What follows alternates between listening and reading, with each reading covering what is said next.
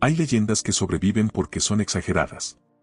Y hay otras que sobreviven porque nadie quiere mirarlas de frente. Durante siglos se repitió la historia de una mujer noble que se bañaba en sangre para conservar su belleza. Muchos dijeron que era un mito.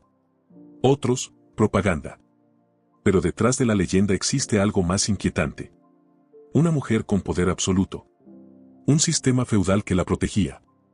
Y cientos de cuerpos que no podían hablar.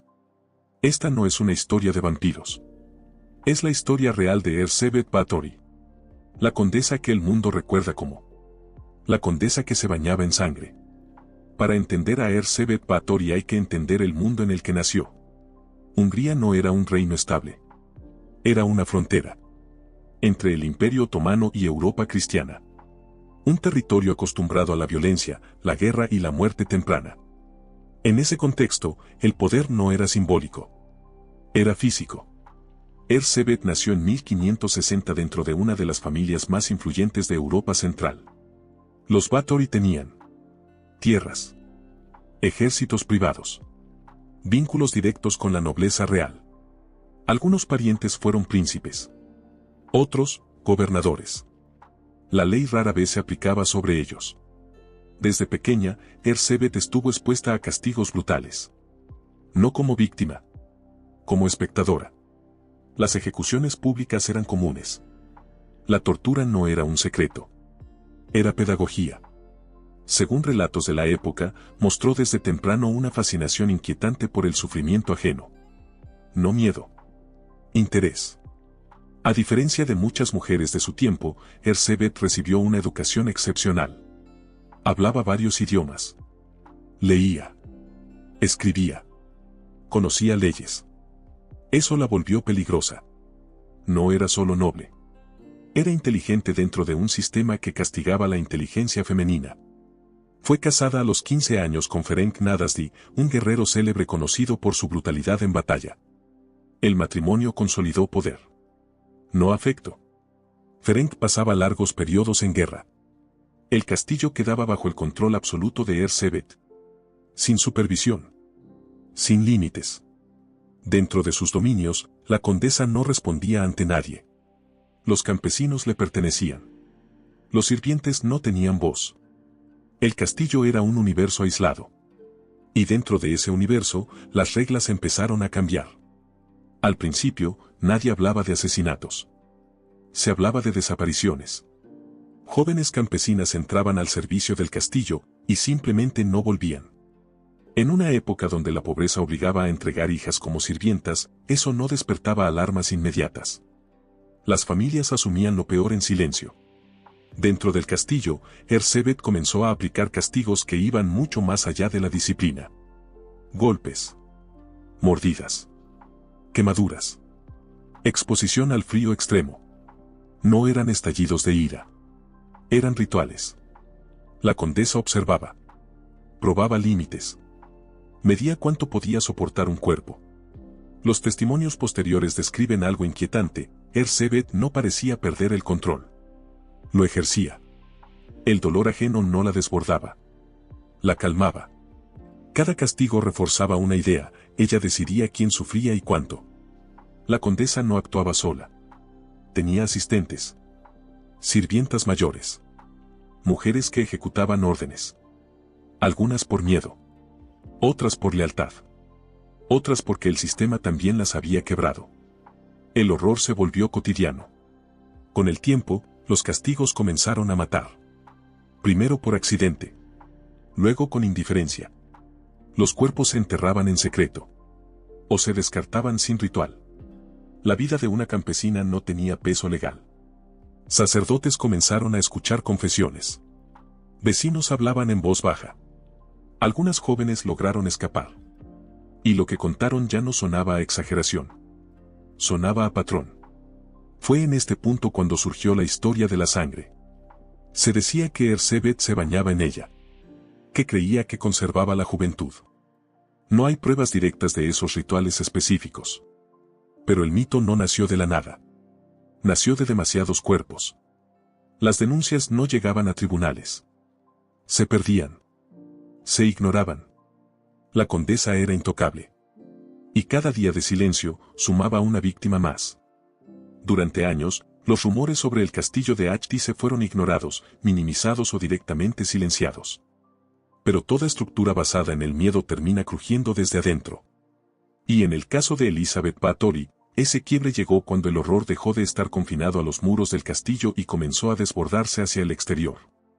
El primer gran error de la condesa fue cambiar el perfil de sus víctimas. Hasta ese momento, la mayoría eran campesinas pobres, huérfanas o hijas de familias sin poder. Chicas cuya desaparición no generaba preguntas incómodas. Pero con el paso del tiempo, Elizabeth comenzó a obsesionarse con algo nuevo, la juventud de sangre noble. Estaba convencida de que la sangre pura tenía un efecto aún más poderoso sobre su cuerpo. Ese cambio lo alteró todo. Cuando hijas de la pequeña nobleza empezaron a desaparecer tras ser enviadas al castillo para recibir educación, las familias comenzaron a preguntar. Y cuando las preguntas no obtuvieron respuestas, llegaron las sospechas. Ya no se trataba de rumores de aldeanos, ahora eran acusaciones entre iguales. En paralelo, los sacerdotes locales comenzaron a notar algo perturbador. Cada vez se les pedía enterrar más cuerpos, muchos de ellos sin causa de muerte clara, algunos con signos evidentes de tortura. Los registros parroquiales muestran un aumento anormal de fallecimientos vinculados al entorno de la condesa. El silencio empezó a ser imposible. Fue entonces cuando apareció la figura clave de esta historia, György Thurzó, palatino del Reino de Hungría y viejo aliado político de la familia Bathory. Un hombre poderoso, pragmático, que al principio intentó proteger el nombre de Elizabeth. Pero incluso él entendió que lo que ocurría ya no podía taparse. Thurzó inició una investigación secreta. No con soldados ni juicios públicos, sino con interrogatorios silenciosos. Sirvientes, aldeanos, antiguos empleados del castillo. Y uno a uno, los testimonios empezaron a coincidir. Habitaciones cerradas. Gritos por la noche. Cuerpos drenados de sangre. Instrumentos de tortura improvisados. Jaulas. Agujas. Hierro caliente. Algunos testigos afirmaron haber visto libros donde la condesa llevaba la cuenta de sus víctimas. Números. Nombres. Marcas. Cuando Thurzó finalmente decidió actuar, ya no había marcha atrás. El 29 de diciembre de 1610, las autoridades irrumpieron en el castillo de Achtice. Lo que encontraron fue imposible de justificar. Cuerpos mutilados. Jóvenes agonizando. Sangre fresca. Instrumentos aún tibios. Elizabeth Bathory fue arrestada esa misma noche. Pero aquí ocurre algo clave, nunca fue juzgada públicamente. Su apellido era demasiado importante. Un juicio abierto habría manchado a una de las familias más poderosas de Europa. Así que el sistema eligió una solución intermedia, castigar sin exponer. Sus sirvientes fueron interrogados bajo tortura.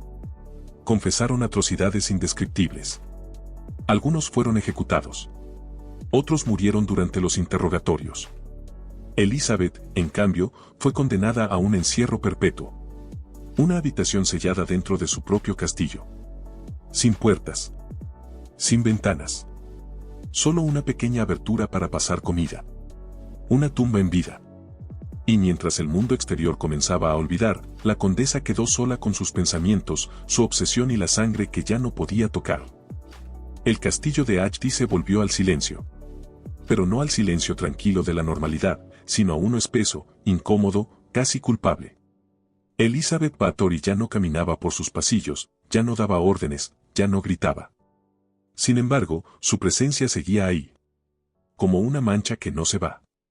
La condesa fue emparedada en una habitación del castillo. No una celda común, una habitación modificada para convertirse en prisión. Sellaron puertas y ventanas. Solo dejaron una pequeña rendija, apenas suficiente para pasarle comida y agua. No podía ver el exterior. No podía moverse libremente. No podía tocar a nadie. Para alguien obsesionada con el control, aquello fue el peor castigo posible. No hay registros claros de cómo pasaba sus días. Algunos relatos hablan de largos periodos de silencio absoluto. Otros dicen que rezaba. Otros, que maldecía. Lo cierto es que su mente, durante años, quedó encerrada consigo misma. Paradójicamente, el sistema que permitió sus crímenes ahora la protegía del juicio público. No hubo plaza, no hubo verdugo, no hubo sentencia leída en voz alta. Solo un encierro discreto para que el escándalo se apagara. Elizabeth Báthory murió el 21 de agosto de 1614. Tenía 54 años. Su muerte fue silenciosa, casi administrativa. Un guardia notó que no se había movido. Avisó. Y así terminó la vida de una de las figuras más perturbadoras de la historia europea. Pero aquí ocurre algo inquietante. Con su muerte, la historia no se cerró. Comenzó el mito. Los relatos sobre baños de sangre comenzaron a circular con más fuerza después de su fallecimiento. Escritores, cronistas y rumores populares moldearon la figura de Elizabeth hasta convertirla en algo más que humana. Una mujer que se bañaba en sangre para mantenerse joven. Una condesa vampira. Una precursora del horror moderno. Durante siglos, su historia fue reescrita una y otra vez. Algunos la presentaron como un monstruo absoluto. Otros sugirieron que fue víctima de una conspiración política para quedarse con sus tierras. La verdad histórica es incómoda.